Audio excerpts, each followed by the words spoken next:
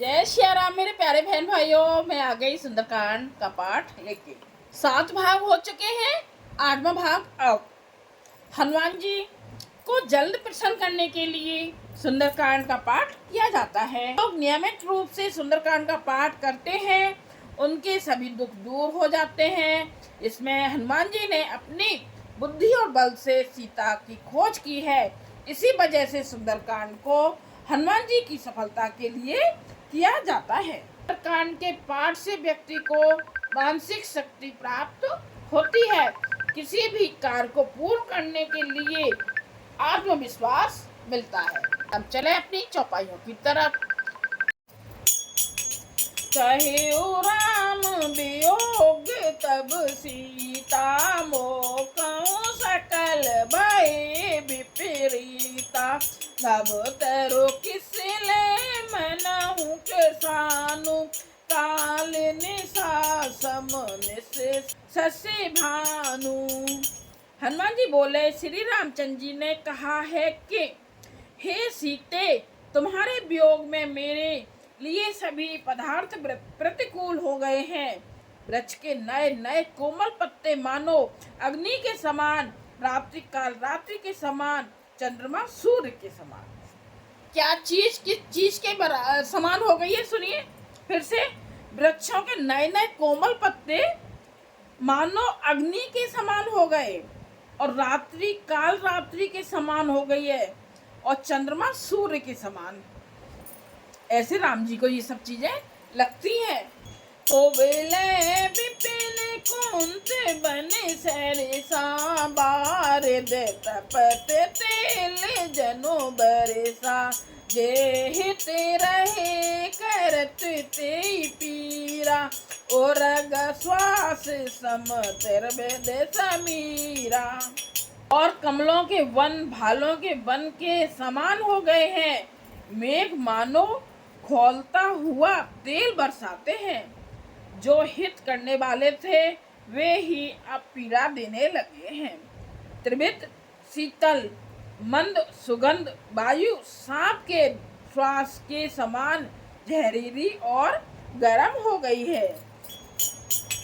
कहे उते कछु दुख घटे होई, काहे कहो यह जान न कोई।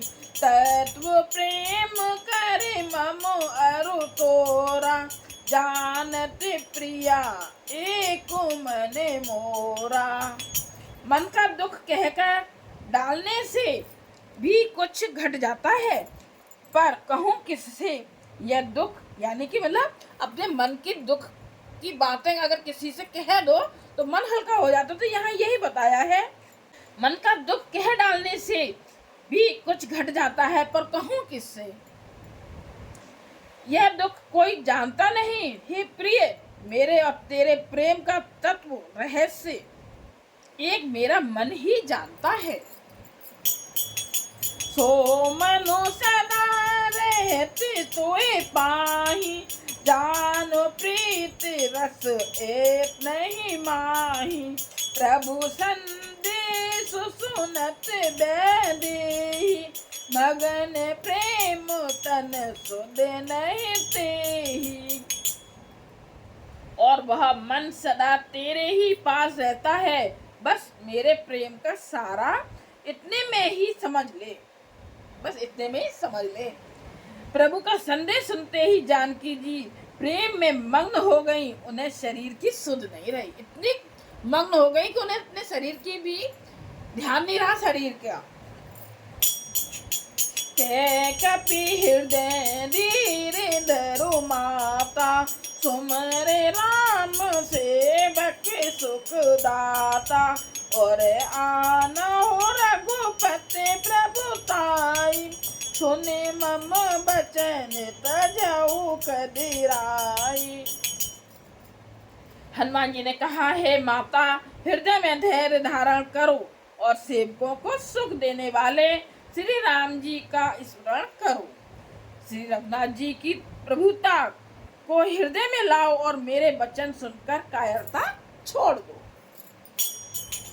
निशिचर कर पतंग सम रघुपत बान कृसानु जननी हृदय धीर धरो जो निशाचर जान। राक्षसों के समूह पतंगों के समान और श्री रघुनाथ जी के बाण अग्नि के समान है। हे माता, हृदय में धैर्य धारण करो और राक्षसों को जला ही समझो। जो रघुवीर होते सुध पाई, करते नहीं विलंबो रघुराई। राम बाने रब उए जाने की, तम बरूत कह जात धान की।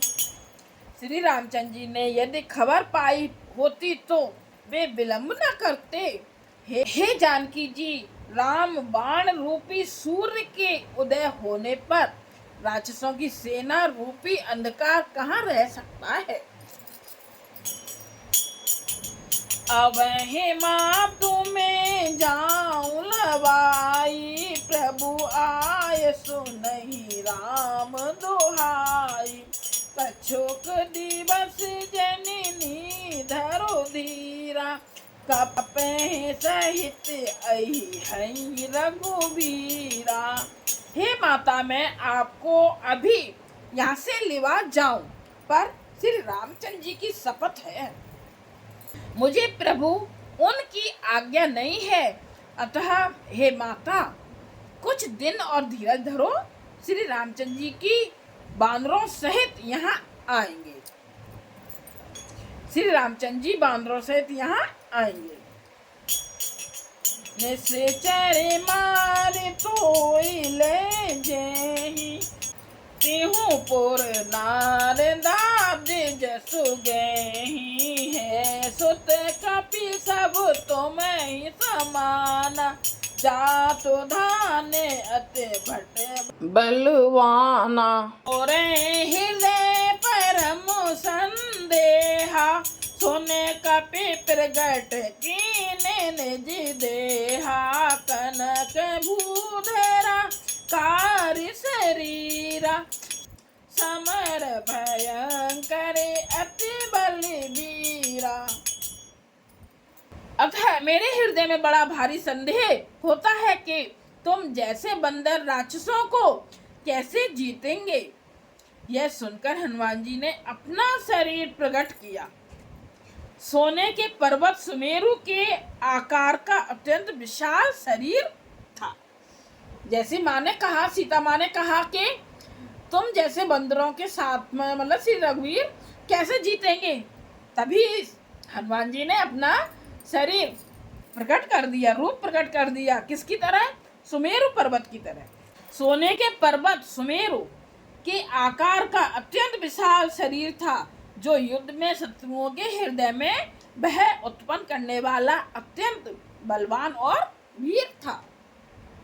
सीता मन भरोसे तब भयऊ, पुन लघु रूप पवन सुत लयऊ। सुन माता शाखा में रग, नहीं बल बुद्धि विशाल। प्रभु प्रताप ते गरुड़ ही, खाई परम लघु ब्याल। हे माता सुनो, बांदरों में बहुत बल बुद्धि नहीं होती, परंतु प्रभु के प्रताप से तब उसे देखकर सीता जी के मन में विश्वास हुआ। हनुमान जी ने फिर छोटा रूप धारण कर लिया। फिर हनुमान जी कहते, हे माता सुनो, बांदरों में बहुत बल बुद्धि नहीं होती, परंतु प्रभु के प्रताप से बहुत छोटा सर्प भी गरुड़ को खा सकता है। अत्यंत निर्बल भी महान बलवान को मार सकता है। यह हुआ हमारा 8वां भाग। लाइक कीजिएगा, कमेंट्स कीजिएगा और शेयर कीजिएगा, सब्सक्राइब कीजिएगा। जय सिया राम।